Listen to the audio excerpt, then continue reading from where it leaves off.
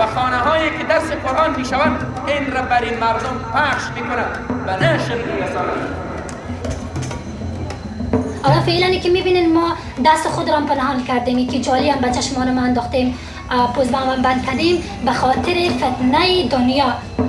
ها زنهایی هستند که از بی‌حجابی و از بی‌عزتی و از فساد خوششان نمیآید. کمی مغزشان خراب میشه. در مدرسه قسمی است که اگه چند وقت رفتی باز کمی دیونه رقم میشی. چرا در وطن ما، چرا در سر دخترای ما، از برای خدا تا چه وقت؟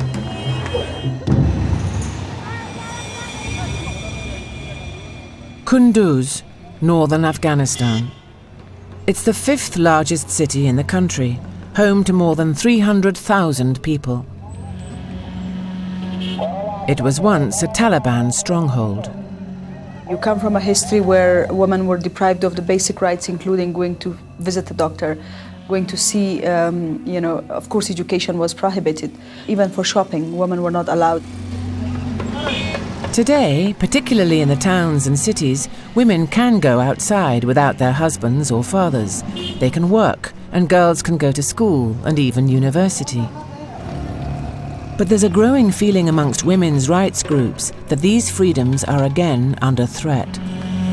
A new wave of privately run madrassas, or religious schools, are opening across the country. The most controversial of these is Ashraf ul-Madaris in Kunduz, with 6,000 girls studying there full-time. Our cameras have been given unprecedented access to film inside this madrasa, to meet with the girls and their families, and to question the men behind it.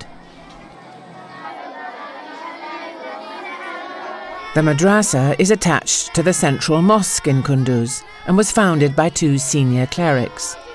Girls come here solely to study the Quran and the teachings of the Prophet Muhammad.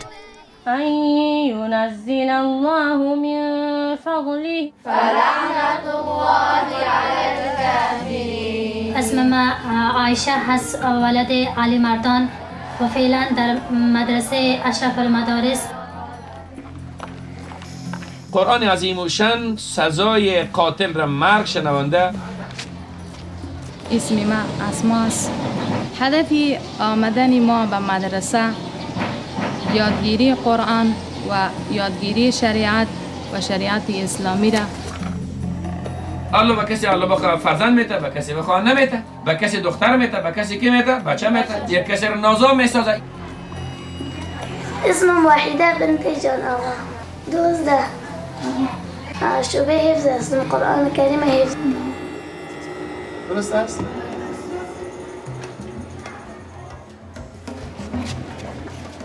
حقوق الوالدین، پس نافرمانی والدین چی هست؟ گناه بزرگ.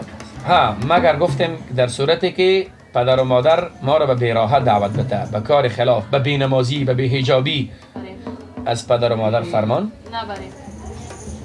او پدر و مادری پیدا شده که به حجاب باش، دختر شده که به حجاب باش، پس 2 تا فرمان با هم در تضاد قرار گرفت نگرفت. یکی فرمانی الله، دیگری فرمانی چی؟ مخلوق. حالا فرمانی کی مقدم است؟ الله رب العزت. All the girls have different reasons for enrolling at the madrasa.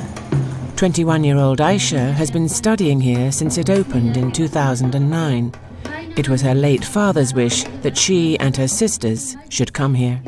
در یک جهالیت قرار داشتم، حتی که لباسایی که فعلا دخترها استفاده میکردن من هم استفاده میکردم، چون معلومات درباره اسلامی نداشتم که حجاب الله تبارک و تعالی فرض کردن به چی اندازه.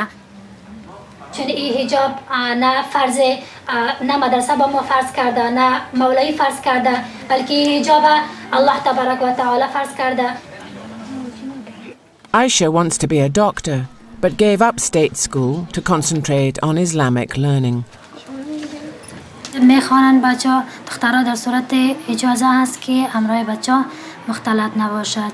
وظیفه گرفتن چون شریعت اجازه نداده، الله برشان اجازه نداده که به خاطر از اینکه زن نه وزیر شده میتونه، نه پادشاه شده میتونه و نه در دفاتر کار کرده میتونه. Before this madrasa opened, Aisha was taught at home by one of the leaders of the central Takrastan mosque, Abdul Khalik. Abdul is now the principal of Ashraf al-Madaris. He runs it with his cousin Sirajuddin Obedi. کسی آمد از ما برای در بخش دخترها و خواهرایش میخواستن که برشان قرآن و بخش تعلیمات دینی را برشان بودیم. به همراه از اونها تقریبا مدت 1 سال در فامیلی از اونها بر بالای دخترها وقتی که کار میکردیم و نیازی مردم جامعه ما خصوصا از بخش دخترها را وقتی که دیدیم در بخش دینی ضعف و کمیشه. Female students are separated from their male teachers, who either sit in a cubicle or behind a curtain. دنیای غربی پدر و مادر وقتی که بزرگ می شود مسن می شود مادر و پدر گرفته ازش گرفته داخل زنبیل انداخته برده به کجا می اندازه؟ به خانه سالمندان. رسول اکرم صلی الله علیه وسلم فرمودن وقتی که یک زن که یک مرد نامحرم یک جا خلوت میکنه سومی شیطان هست. Abdul Khalik accepts that the barriers between female students and male teachers reduces the effectiveness of teaching. تعلیم بالمشاهده تأثیر 100% داره و وقتی که اگر مشاهده نمیشه تأثیراتش در 70% و 60% و از 50 بالا میآید. این ما میدانیم ولی بحثی نکته ایش است که اگر بالمشاهده استازی مرد یک جنس با جنسی مخالف دیگر وقتی که بالمشاهده شود حتمی شیطان است و حرکات و غرایز انسانی هست. There are now 1,300 unregistered madrassas in Afghanistan, where the children are given only religious teaching. This is increasing concern amongst those involved in mainstream education.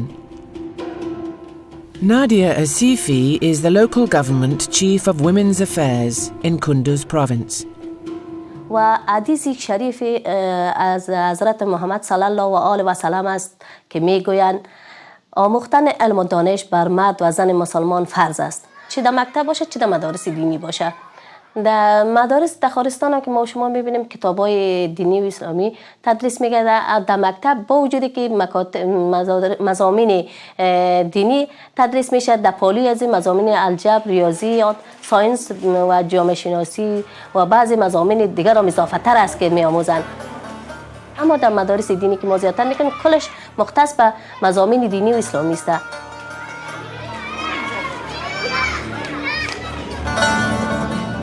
But supporters of the madrasas see nothing wrong with focusing only on Islam.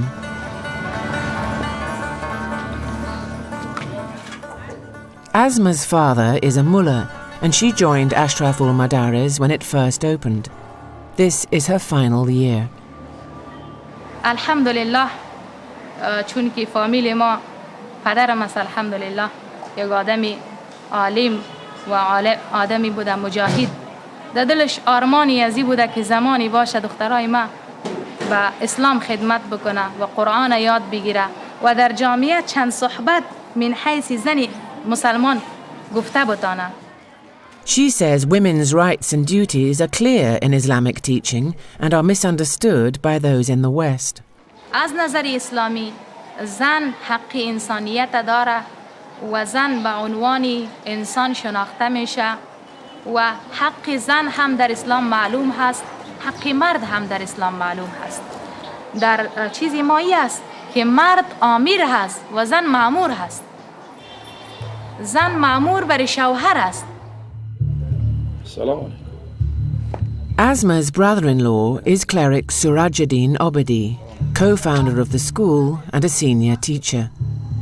دقیق شوین در اسلام به جز 3 جرم کسی کشته نمیشه. 1 قاتل، کسی را به ناحق کشته، قاتل با چی شود؟ قصاص شود. و دومین شخصی که باید سزااً کشته شود مرتد هست. یک کسی که در یک کشور اسلامی و مسلمان الاسلام برگشته او باید برش مهلت داده شود تا 3 روز تفهیم شود، کدام شک و شبهاتی داره برش تفهیم شود و بعد از 3 روز اگر توبه نکرد باید حکومت اسلامی فرمان صادر کنه، باید به دار آویخته شود. و 3مین کسی کشته میشه و او زانی است. او وقت باید محکمه اسلامی باید فیصله به چی بکنه؟ سنگسار اینها. البته مردی جوانی بدون زندار نینه، بدون زن اگه دست به چنین اعمالی بزنن یا دختری جوان سزایش وقتی که ثابت شوند دوره هست، تازیانه هست، باید زده شوند. Sirajuddin Abadi has 5 children of his own. He recently took one of the students at the madrasa as his second wife. و من مسئولیت نظامت اجاره به دوش دارم و مدیریت مدرسه به دوش مولانا عبدالخالق صاحب است و مسئله نظامت و تعلیم و ترتیب تنظیم صنوف درسی مربوطی میشه که این مدرسه جامعه اشرف المدارس است. این زباد خود دخترها میشیند، دخترایی که میان تازه وارد میشن یک تلاشی و بازرسی میکنن باز میرن. وقتی که مدرسه شروع میشه از ساعت 6:30 صبح شروع میشه تا عصر 4:30 ادامه داره. Sirajuddin cannot show us around when the girls are there. The male teachers and female pupils are not allowed to see one another at any time. ما باز از این خالگاه ها استفاده کردیم. بله این را هم به شکل یک صنف جور کردیم چون کمبود صنف داشتیم، جا کم داشتیم و امکانات کم، به خاطر چونی برای ما اساسی و کمی که اقتصادی تمام شد این غرفه درجه ایجاد شده. غرفه به خاطر رفع نیاز خود شاگردای مدرسه از اینکه طرف برن به دکانا و از مدرسه برن برای درس جا خلل وارد شوه، بنان برای رفع نیازهای ضرورتهای اولیه میجا خود مدرسه خودشان در اینجا غرفه دارن. از اینجا Ashraful Madaras has proved so popular, the men behind it have now opened 13 smaller associated madrasas in the province.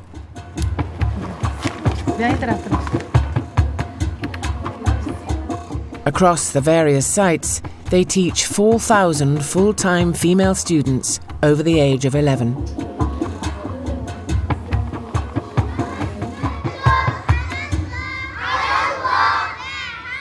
Back at the main site, young girls and boys learn Iqra, memorizing the Quran well away from the older girls. Even at this age, they do not study together, and at 11, the boys go to a separate madrasa. There are 2,000 young girls here learning Iqra, but there's no room for mathematics, science, or languages. A little Arabic grammar is taught, but that's to help the girls understand the Quran.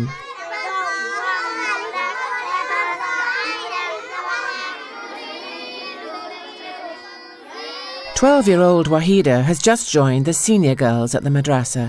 From a middle-class family, her 6 older brothers and sisters have all attended Ashraful Madaris. میخوایم وقت کردن شدم حافظ قرآن با عمل شوم که تنها آرزوی من نیست، این آرزوی تمام دخترای مسلمان است که قرآن یاد بگیرند. چقدر حفظ کرده قرآن شریف؟ 26 پاره، 4 پاره ماند خلاصی. چی آموختی از اشرف المدارس؟ اخلاق محمدی را، احترام به کلانا را، شفقت از خود خود باشه دوا. وقتی که در خود شفقت کنی خودت هم احترام میکنن که حجاب فرض است. یعنی تا هنوز شما تانستین که کسایی که تبلیغ میگیرین بیان به اینجا درس بخونن، تا هنوز کسی را آورده تانستین داخل اینجا درس بخونن؟ بله 2 نفر آوردیم.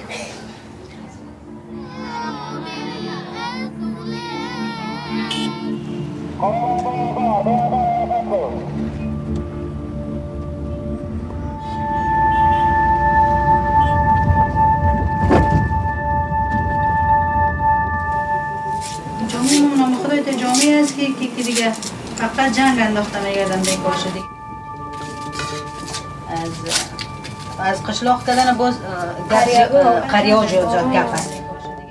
Tina Azimi was brought up very differently from many of the girls of the madrasa. Her mother Zagul is a teacher and her 4 sisters went to state school.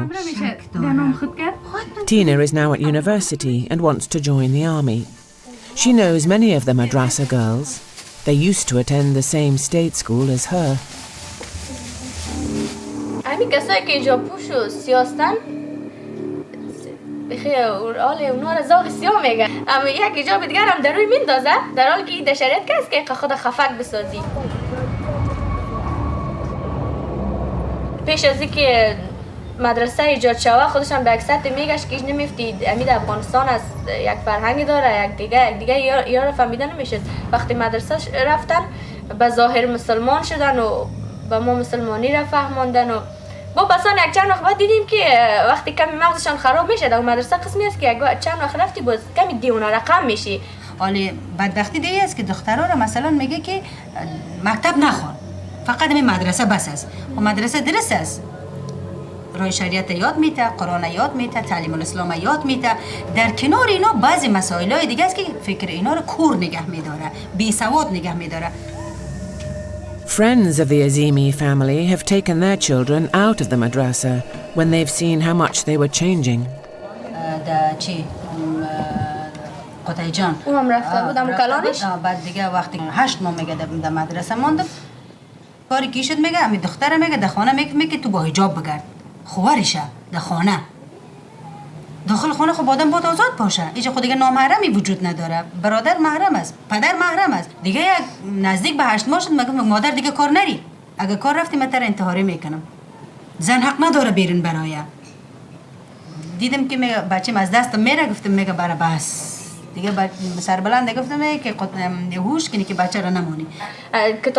کتابای را میخونه که دلشان از زندگی سیاه میشه، دلشان از تمام چیز سیاه میشه. 3 دهه جنگ، بدبختی، فرار گریز دهه ماندگی در 4 به دین دست دادن. چرا در وطن ما؟ چرا در سر دخترای ما؟ چرا در سر بچه های ما؟ از برای خدا تا چه وقت؟ The teachings of Ashraf ul-Madaris are applied well beyond the madrasa walls. This is particularly true at Aisha's brother's house, where the whole idea of this madrasa started. دیگه قبلگاه مولای صاحب عبدالخالق دیگه در خانه طلبیست که نمی اولادای ما تو درس بده. تماما احکام اسلامی، احکام روزه، احکام نماز تماما آگاهی دارم. حالی که الله تبارک و تعالی پیشن که پیرو لباسم درست نبود که شاید پتنوم در تن خود داشتم چون آگاهی از اسلام نداشتم. صبح که وقت خیسته نمازشان خوانده است، پاکی صفاییشان میکنه، دیگه خدمت مادرم میکنه. بعد از دیگه از مادر اجازه گرفته طرف مدرسه میره.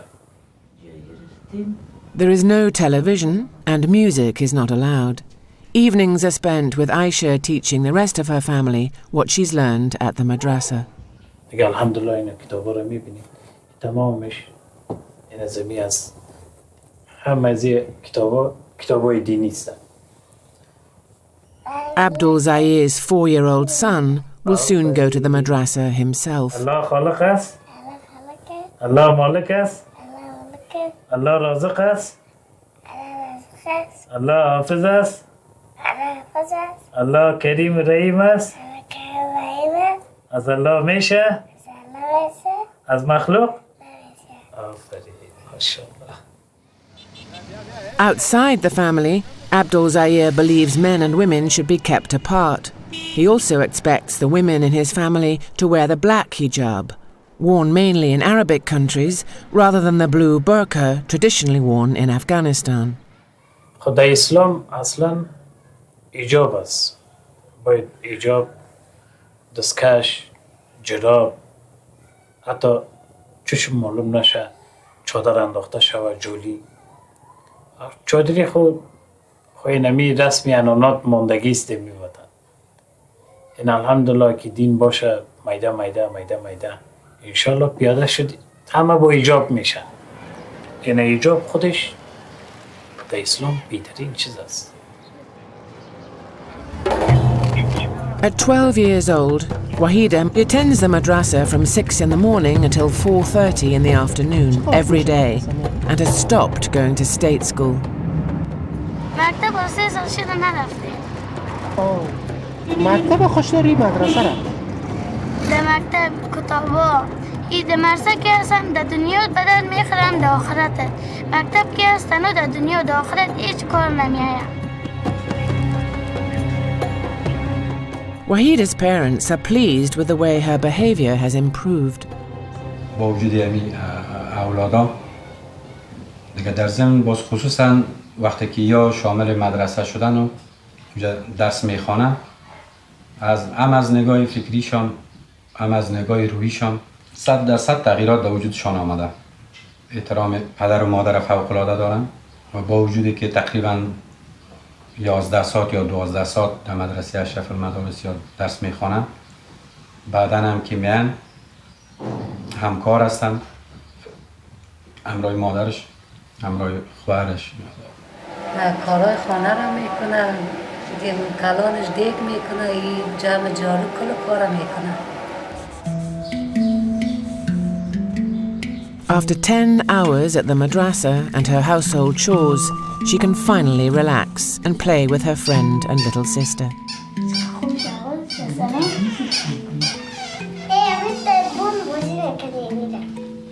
There are few other diversions in her life now. و شخصا خودشم اینطور چی نداره که به حساب اوتلا و به حساب محافله که ساز و سرود باشه و محافله که رقص و پایکوبی و گپا باشه. از این گپا در طول 2-3 سال مکمل پای خدا گرفته و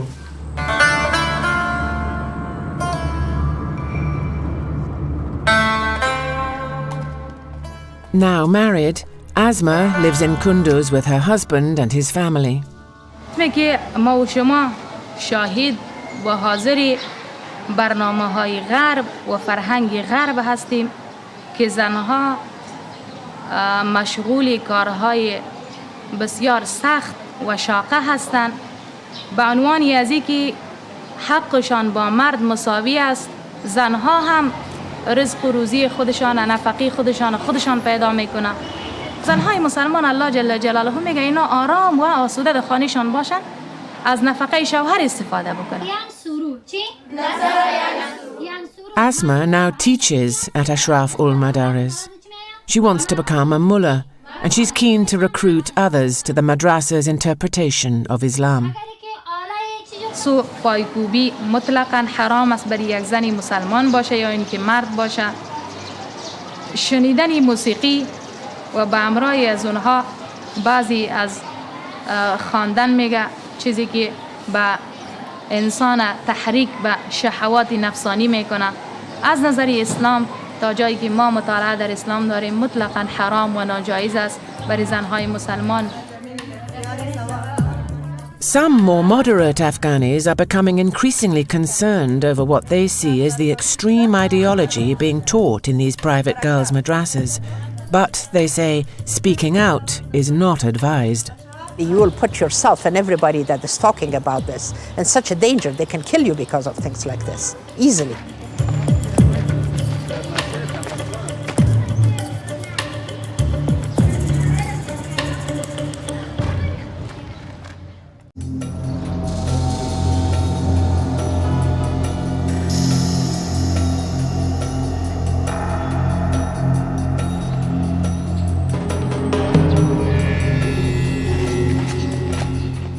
The Ashraf ul Madaris Madrasa has 14 branches for girls across Kunduz province, most in the city itself. But its clerics want to expand across the whole of Afghanistan, and every ceremony or gathering is a chance to spread the word. ولسوالی انگیقله یک دستاربندی است. تقریبا در حدودی چند نفر از بچه‌های مسلمان حافظ قرآن شدن، حفظ قرآن کردن به خاطر فراغتی از اونها.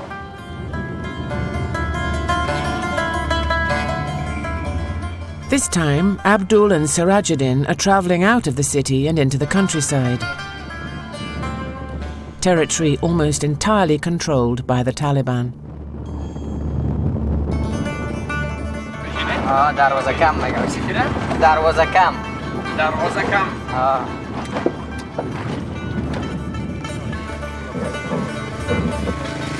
ورما؟ بیناش هست ترانه؟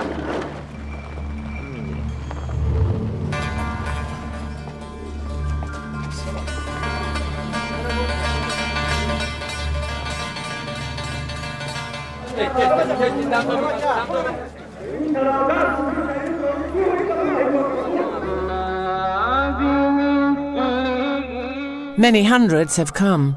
The women are in a separate compound where we're not allowed to film.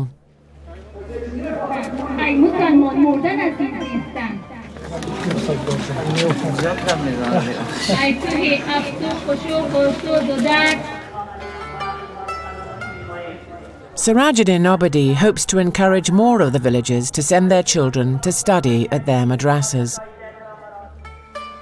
فرزندانتان در اعماق قلب فرزندانتان محبت رسول الله جای بگیرید تا جایی که کار در برونش مانده شد بگید الله الله. وظیفه بعد از اینکه فرزند مسلمان قرآن را فرا میگیرد، پدر مسلمان وقتی که قرآن را فرا میگیرد، ارباب مسلمان وقتی که قرآن را فرا میگیرد، رئیس جمهور مسلمان وقتی که قرآن را فرا میگیرد، بعد از آن بر دیگران میرساند و سپس این را نشر بکند، انتشارش بده از طریق رسانه ها، از طریق قلم، از طریق زبان، از طریق بلندگوها، لاسپیکرها، رادیوها، تلویزیونها، از طریق ایجاد مدارس و خانه هایی که درس قرآن میشوند، این را بر این مردم پخش میکند و نشر میرساند.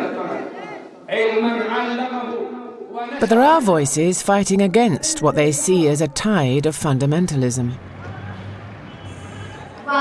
200 miles away in Kabul, women have come from all over Afghanistan to this conference to protect women's rights. MP Fawzia Kufi was appointed the first female deputy speaker of the Afghan parliament in 2005. It was a huge change, of course, for women, not only for women who were in the parliament, but for women that the women parliamentarians' decision made an impact. So it was an extraordinary moment, especially after 33 years of conflict. Now they fear that they will lose the rights they fought for decades, and that the growth of private Islamic madrassas for girls is becoming a major threat. As we have seen during Taliban time, their interpretation of Islam is absolutely different from mine as a Muslim woman, for instance, when it comes to girls' education.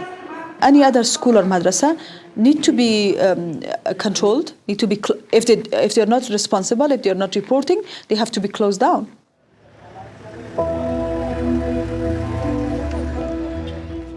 Afghanistan was not always like this. In the 60s and 70s, women in Kabul wore Western clothes. The traditional Afghani blue burqa was a matter of choice. Women gained the vote and began to enter politics, and elementary education, even in rural areas, was standard. Today, the picture is very different. Around a third of officially registered schools across the country do cater for girls and teach a range of subjects, but these schools are regularly targeted by the Taliban and other armed groups. Teachers and pupils are attacked and killed, buildings bombed or burned down. In the name of kind Allah, my father is a carpenter. Our carpenter is Afghanistan. Your pen is read. The teacher is very nice. Here at the Nahar Toop School in Mazar-e Sharif, there are around 1,000 girls and boys. From the age of 12, girls are taught in separate classes. روزانه یا 6 مضمون یا 5 ساعت هستن، صنفای 6 است، 5 ساعت است، 5 مضمون میخوانند که از 12 الی 4:30 تایم ماست. 45 دقیقه تنظیم کردیم ساعت را و در هر هفته 2 ساعت یا قرآن شریف میخوانند، 5 ساعت ریاضی میخوانند، 5 ساعت دری، 5 ساعت پشتو. أعوذ بالله من الشيطان الرجيم. در مکتب که مردهای نامحرم میآید، روها باز است، علقا پایان است، چون اسلام اجازه نداده. دخترای مدرسه را مراعات میکنه الحمدلله. و دیگه آمدیم سر از که مزاحای بیجا که امرای بعضی استادا میشه مرده هست، الحمدلله دخترای مدرسه را مراعات میکنه چون اسلام اجازه نداده. چرا کارایی که میکنه و آمدیم سر از که چون شیطان است نه. Back at Ashraful Madaris in Kunduz, the older girls are being trained to teach the younger students and work in the smaller branches of the madrasa. استاذا دیگه الحاقی که داریم، یک استاد مرد به عنوان از معلمین قرآن برای ترجمه و ذهن سازی و اصلاح سازی وجه میرن صبح که این شد کار میکنه. برن دخترایی که با ما صنفای بالا را میخونه، امیو باز میره به او دیگه الحاقی ها صنفای پایین درس میده. عمله هست سوزکی هست که خود در انتقال میده، در حدود 120 استاد خود دخترها هست. و استادای مرد در حدود 35 تا است. The clerics make frequent visits to every branch of the madrasa across Kunduz province. Abdul Khalik is responsible for the financial side of the operation. The wage bill adds up to thousands of dollars a month for the 155 teachers he employs. در جاهای مختلف اگر امام جمعه هستن و یا اینکه مسجدها دارن و یا اینکه یک درآمدی اولی دارن، برای از اونها 2,500 تا 3,000 و بعضی استادای ما که هیچ درآمدی دیگه نداره در مجموع در مدرسه زندگی میکنه، برای از اونها تا 9,000 برشان معاش داریم.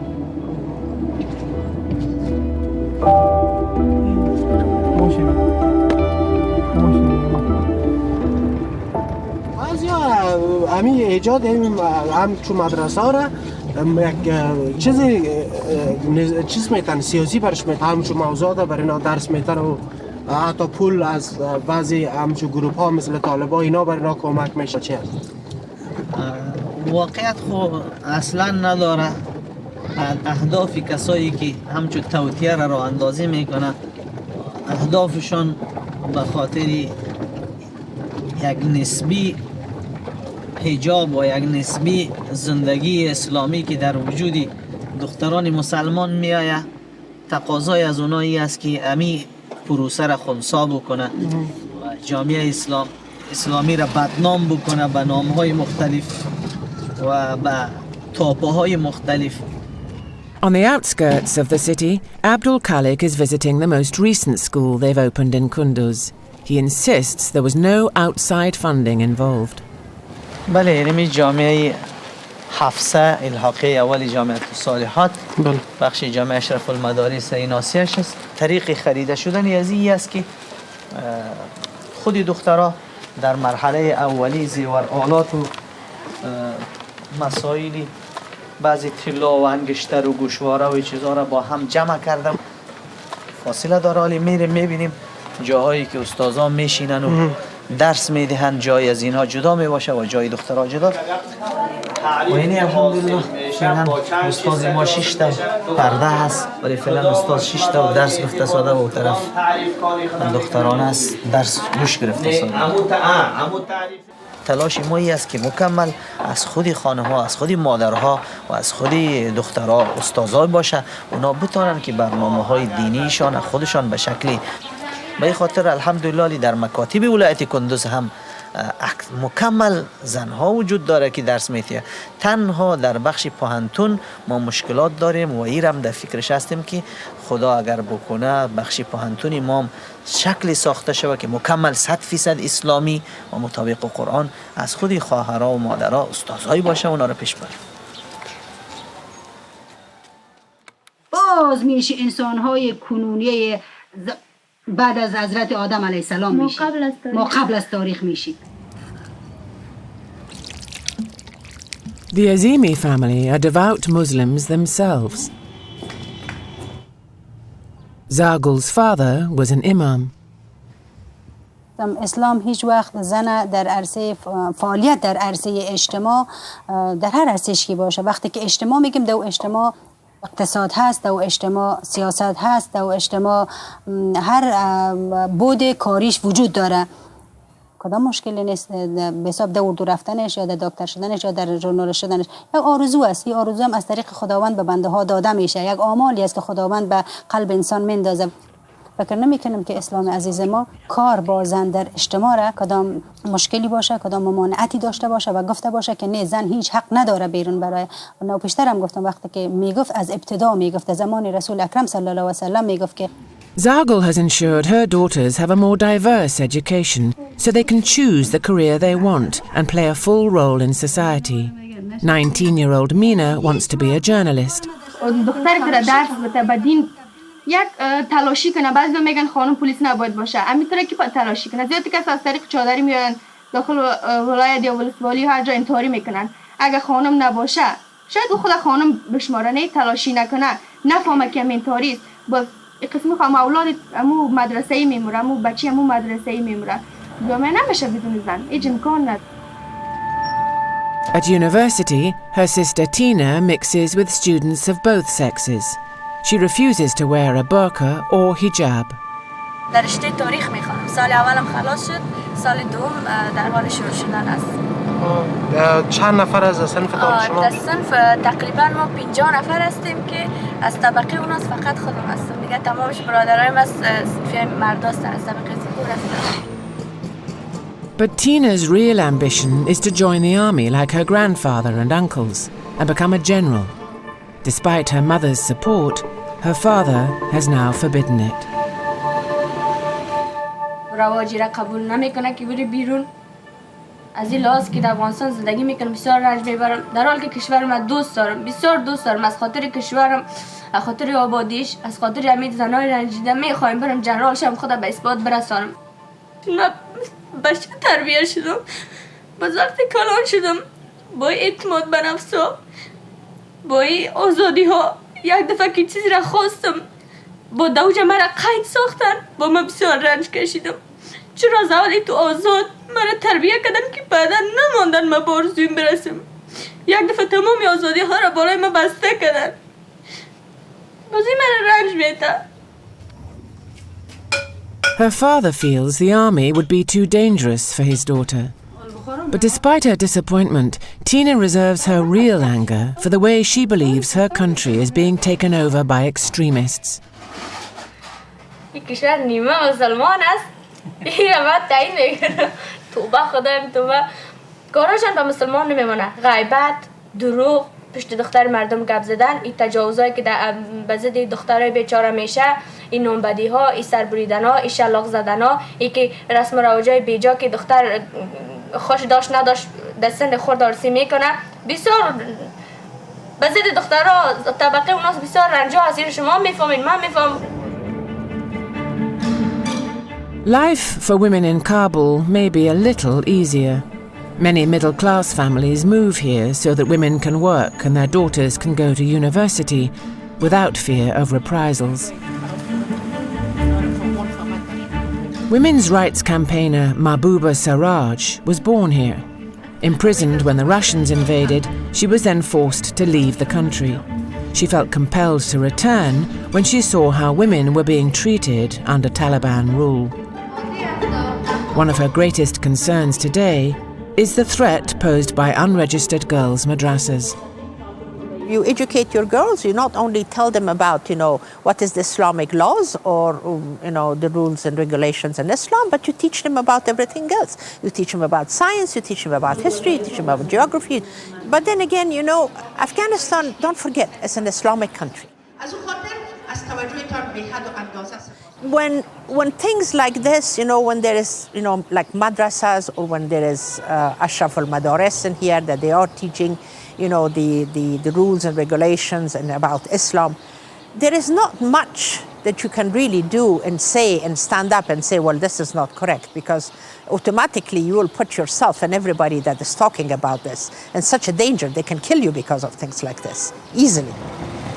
We approached a number of families who took their children out of Ashraf al-Madaris and all said they were too scared to appear on camera. Such fears make it difficult for officials to investigate who is behind these madrassas.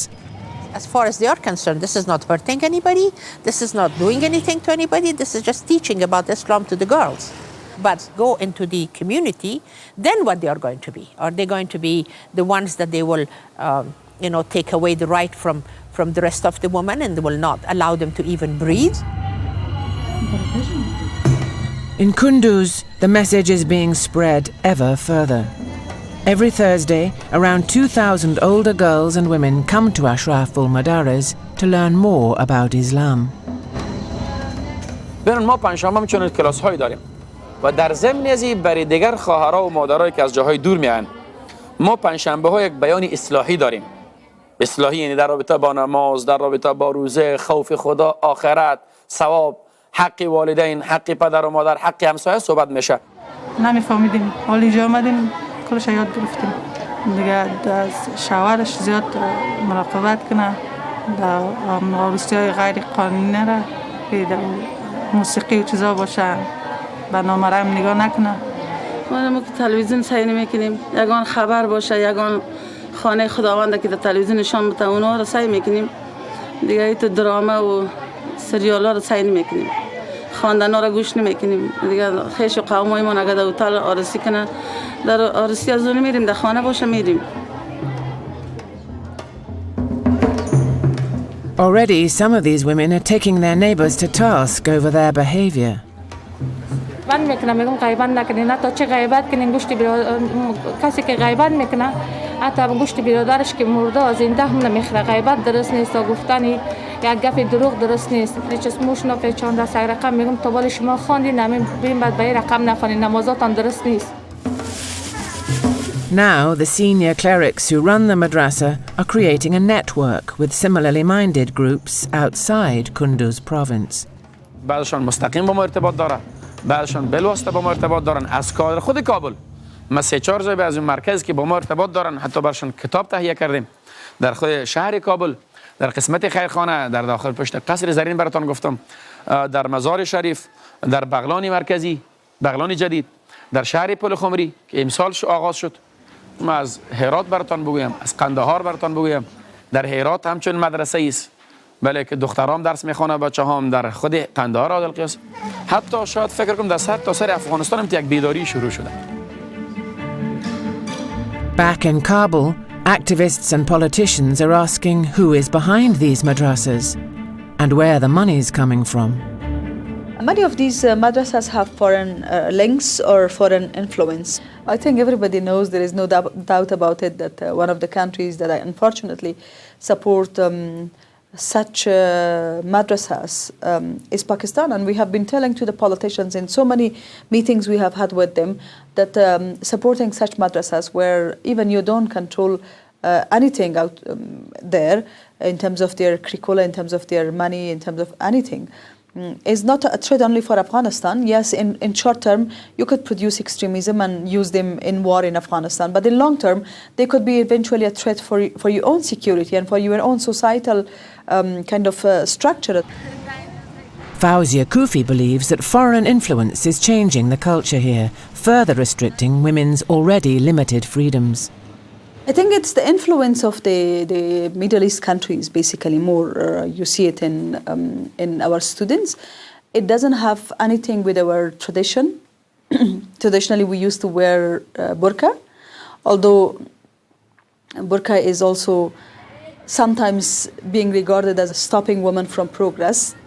But sometimes I see hijab is also being misused in certain countries, including Afghanistan. I think that's the influence of these extremism. After years of Taliban oppression, there are now opportunities for girls in Afghanistan to go to school and university, to have a career, even to become an MP. But with madrasas like these, there is now a conflict in some girls' hearts and minds about their rights as women. پیام چیست به همسر خودت خصوصا به دخترها؟ پیام ما به دختره همسن ما باشه دین یاد بگیرن در مدرسه بیان خدمت دین کنن میخوایم حافظه شوم عالمه شوم مفتیه شوم خدا اگه خواست انشالله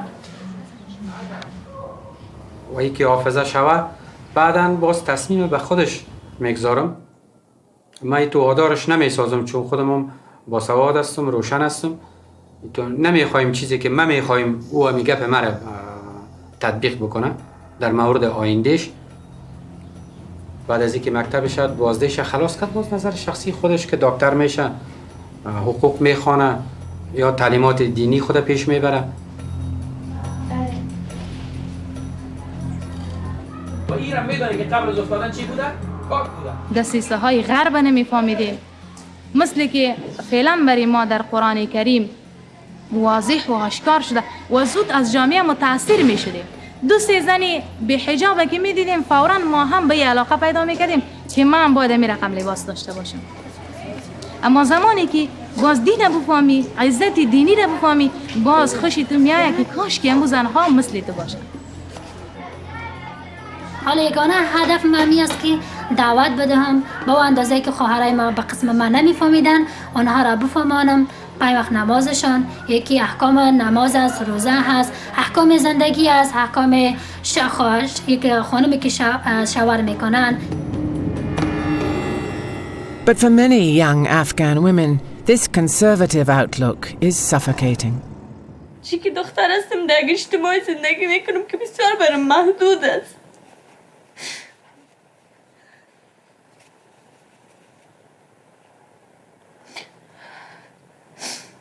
شاید به دیگران موفق معلوم شوم مگر من پیش خود هیچ هستم چون به آرزویم نرسیدم.